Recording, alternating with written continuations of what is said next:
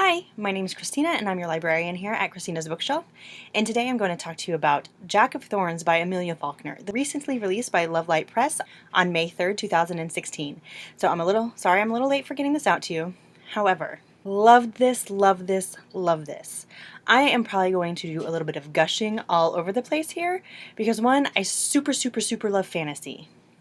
Two, I super love this book. I honestly think that Jack of Thorns was like one of the best self-discovery books I've read in a really long time. When we meet Lawrence, one of the main characters, I think he's having probably like the worst day of his life. I mean, the worst day. He has hit absolutely rock bottom. Not to say that he never has bad days again, but I can honestly say that I think that this would be pretty much anybody's worst day ever. And so we kind of pick up from there, we get to see where he's been, and then we start off like where he is now.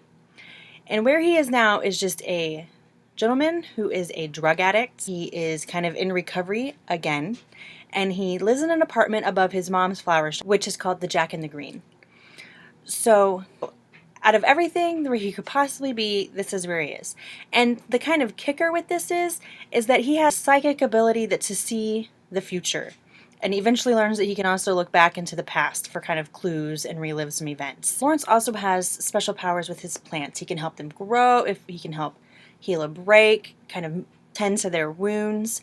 And this is just something he kind of sees as basic. He doesn't understand the full potential. And it takes, right now he's very sporadic in his talent. He's just kind of can't really put the two to two together to work things out. Now we have Quentin, who is our British fellow. And I loved reading about him because I could pull up my accent that's really horribly ridiculous while I read. And it was so great and so much fun on my end because one, I love, again, fantasy, and two, whatever I can do that's different from my norm. Quentin is kind of like this snobby little fellow.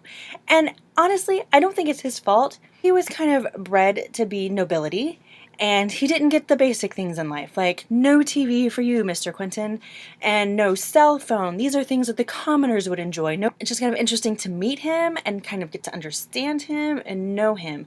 And he too is a person with special talents. And it's interesting to watch his just kind of start and manifest and go.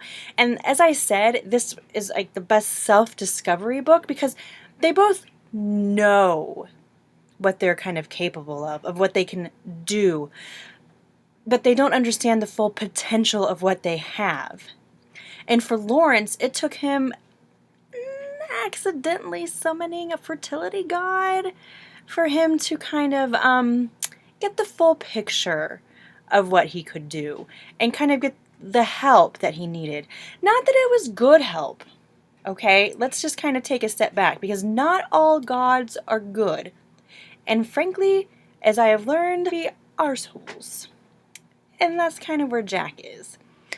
I just read a book not too long ago that's kind of like this, where there is romance, but it's underneath everything. It kind of takes a back seat. And I thought, once again, that that's kind of brilliant. Like, focus on the story.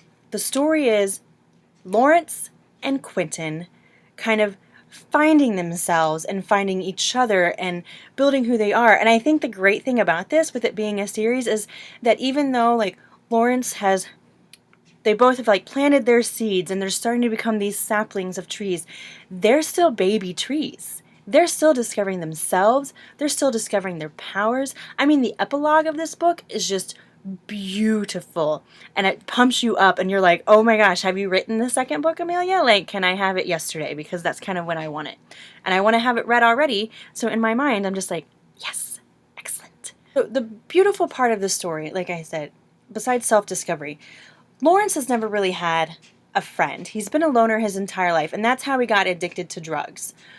Quentin has been a loner all his life because that's how he was bred to be. So he's never had a friend, Lawrence has never had a friend, and it's interesting to watch them go from strangers to acquaintance to friends to best friends. And you're saying, Christina, where's the romance? It's there, I promise you, and it's fantastic. And that's what I love. I mean, you brought me a fantasy book that's just fantastical, and it's great. And so, like I said, I'm gushing all over the place. I want to tell you everything. I want to read the book to you line for line, give you my emotions, totally bring out my faux pas British accent, and just bathe in the awesomeness that is Jack of Thorns. What Jack of Thorns brought to me as a message to me as a reader was that you are going to have extremely bad days. There are going to be people in your life that are going to take advantage of those extremely bad days to make it even worse. And when you've pulled yourself up and you kind of see yourself making headway, these same people are going to come back to you and they're going to try to bring you down. But you have the inner strength, you have the magic within you to bring yourself up and beyond their reach. And that is kind of exactly what these two are working on. They are working on building themselves up. They are working on making themselves stronger, working on with their talents. They're really relying on themselves. They're really relying on each other and the few allies that they have. Jack of Thorns is very inspiring. It's going to keep your mind busy. It's going to keep you on the edge of your seat. It's going to keep you enthralled and just grab you, and you are going to be invested. I had the hardest time putting it down to do anything real in my life. At times, this book was hysterical at times. I was probably mad and laughing at the same time. Had me thinking, had me guessing, had me just so excited for the future. And like I said, the epilogue is pure genius. Jack of Thorns by Amelia Faulkner. Light Press. It was out May 3rd, 2016, and this is 5 stars. If you've liked what you've seen here, please leave me a comment and a like and subscribe to my YouTube channel. You can also follow me on Facebook, and the link will be in the description. If you would like me to review your book or review an arc, then you can go ahead and email me at the email address in the description as well. Bye.